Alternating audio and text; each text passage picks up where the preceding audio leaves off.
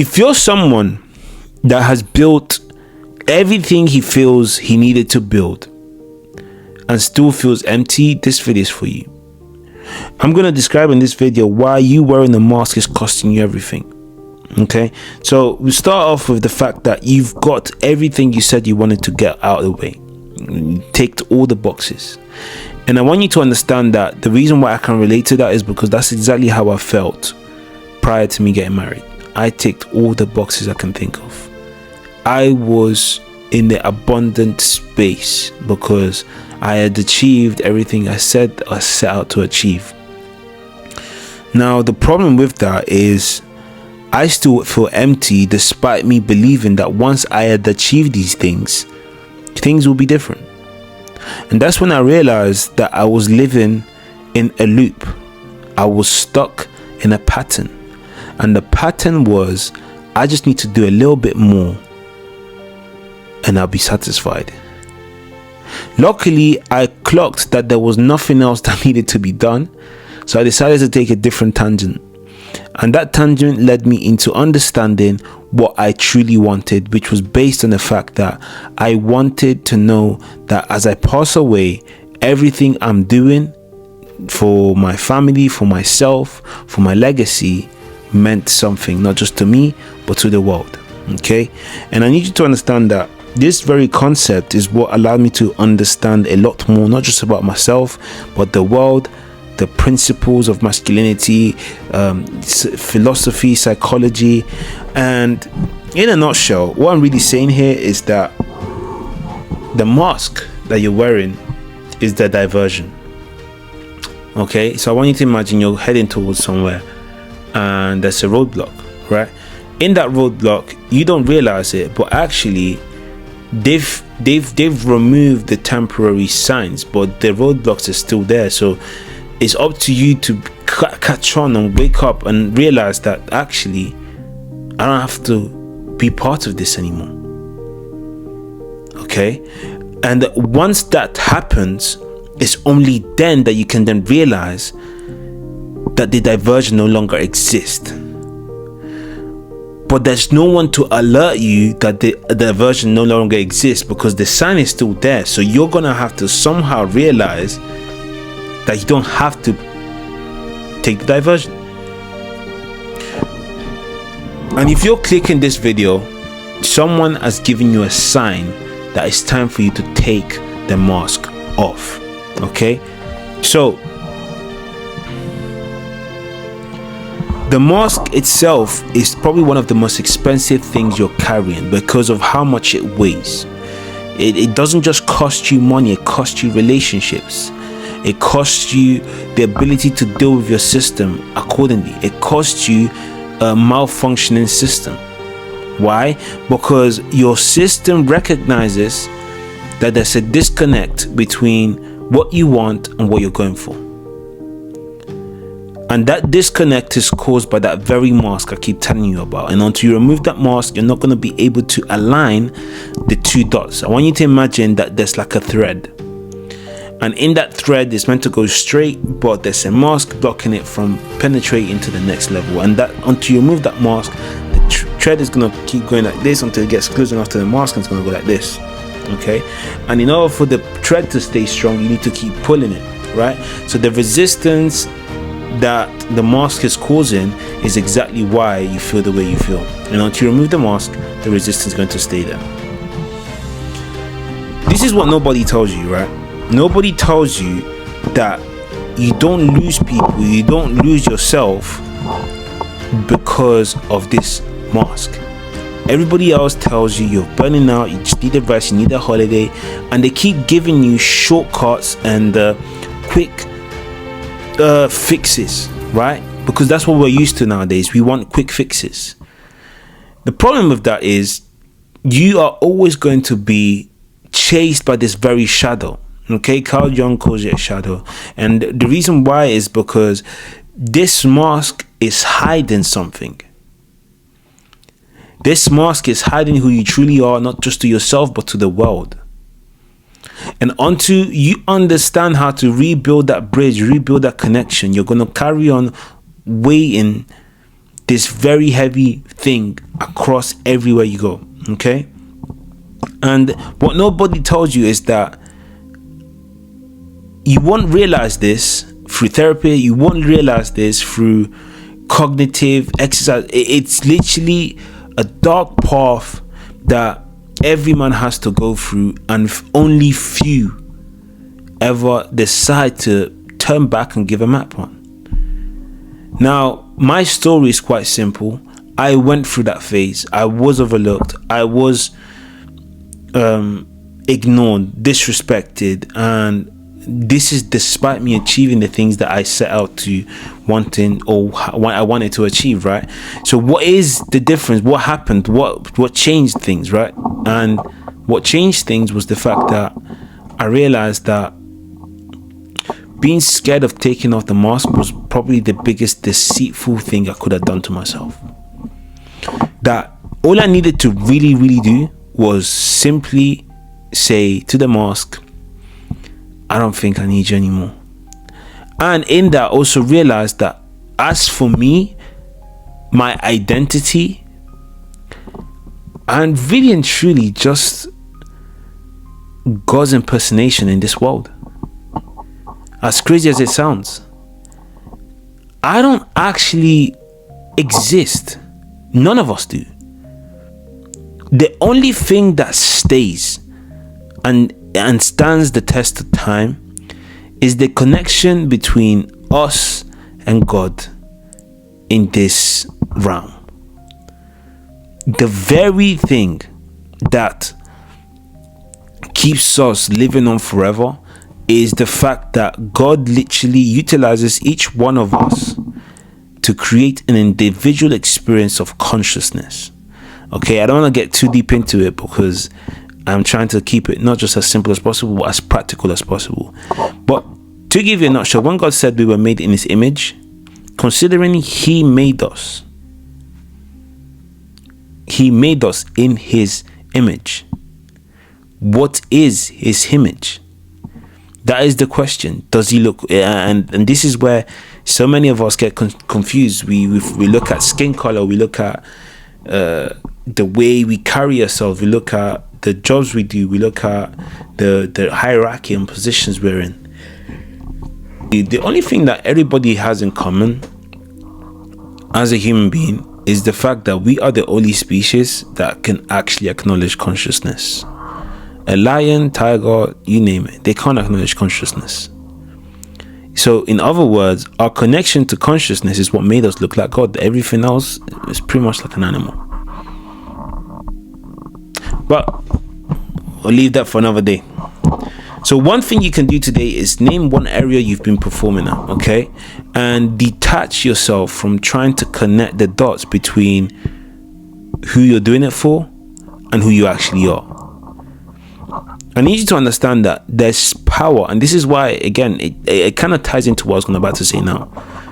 The word I am is probably one of the most powerful tools you can have. I am weak. I am stupid. I am dumb. I am silly. I am whatever. I am stands for you declaring a state of mind.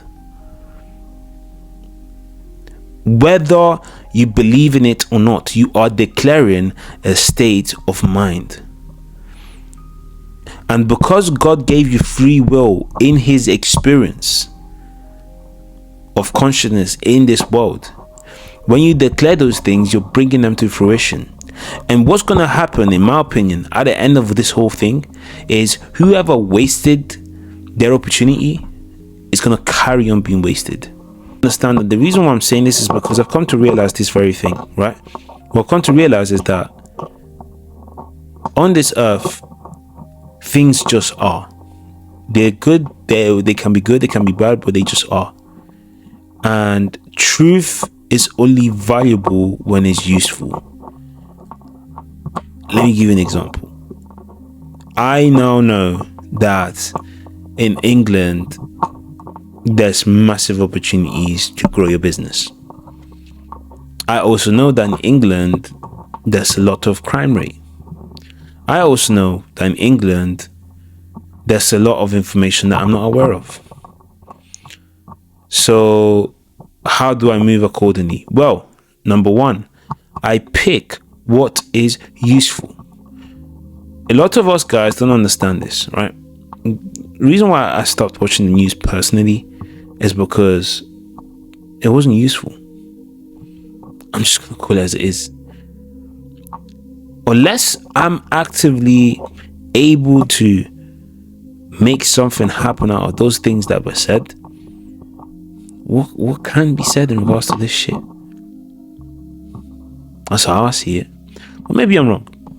Okay, but you don't need another mosque. In other words, I think I'm derailing. What you need to become is the man that doesn't need the mosque, and you can only do that by accepting the state of mind God has given you, which is I am. I am a man. I am a great father. I am a great husband. I am a great whatever it is you want to be. State it and embody it, because that is indeed what you have believed is your reality.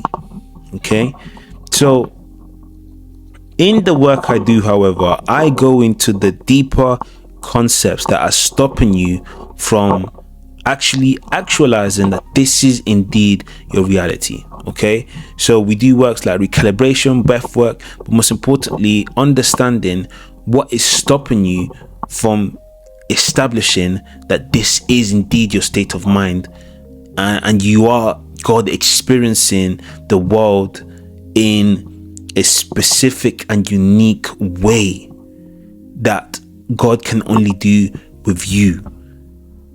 And that is the powerful bit, right? We are all connected, but then we're all beautifully individually made. And I think to get to be aware of that such a early stage of your life as you're watching this it's a powerful thing. So if you're ready to drop the mask, okay, and rebuild the respect without being someone that loses their edge and gets to be authentic, because I get this so many times. A lot of guys say, there's so much things that we need to do, and I need you to understand that before I actually dive into this. When I studied female nature and I realized the amount of work men naturally need to do, I just thought to myself, this is so unfair. Because it's like, number one, no one's taught us this. Number two, there's so many things that need to be aware of. But the cheat code, the hack, it became understanding how to be authentic and protect that authenticity from the wrong people. Those two elements changed everything for me, because I was no longer I no longer felt the need to pretend I wasn't that person, which means my burnout or friction reduced drastically, and I got to be as authentic as I wanted to be with whoever I was coming across. I just had to pick the different temperatures, because I had learned how to recalibrate and regulate myself. So there's some people I can go 100%. There's others I can do 70. The persons I have to do 10 or 20% with, I'll have to keep my distance, or I'll keep it short and simple. Why? Because I understand that the resistance to the authenticity is burning my energy, right? And this is such a powerful concept that I always thought about, but never actually put into words. But now it makes so much sense, right? Spend as much time as you can with the people that you can be 100% authentic with, and reduce or make it as quick or sharp as possible. And it just comes down to time management, or being as efficient as you can be with the people that you believe you need to be around, right? So look, this is the part of the work I do, and I need you to understand that it's not for everyone, and I get that. But if you know that this is something you need and you don't take action, I need you to understand that this is not just your peace on the line. I work with divorce lawyers, and 80% of them say to me that, MacDo, honestly, some of these people could have really saved themselves had they done the work before it was too late. And that is the sad reality. Do not wait for things to get late. And I kid you not, these are systems that I still use to this day. I don't live in a perfect world where everything is shining and glued. No, I sometimes have disagreements with my partner. So I sometimes have difficult moments. But guess what?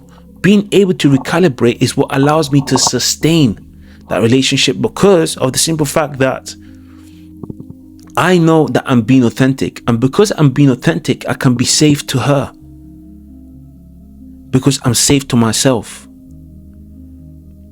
Until you remove your mask, you cannot be safe to yourself. That is the reality. So if you want to learn how I implemented this system that allows me to recalibrate and pick who to be around and how to navigate accordingly, drop me a message on Instagram or on Instagram or TikTok, whichever works best for you, and just book a call in the description. Okay, book a call in the description, fill it in, and I'll see you on the other side. See if we can work together, and I can help you recalibrate in 90 days. Okay, the first bit is with yourself. The second bit is with the people around you, the people you love. Once you're able to do that, I promise you, you're not only not going to need me again, but you're going to be able to give not just yourself, but the children, your children's children, a system that allows them to thrive in all seasons. All right. So if this video has added value to you, drop it in the comment below. Drop your comments, drop your insights. I'd love to hear a bit more, and drop me a comment as well in regards to what you'd like to hear next. I've got a lot of ideas, but again, it's always good to see what you guys are experiencing and what you need help with.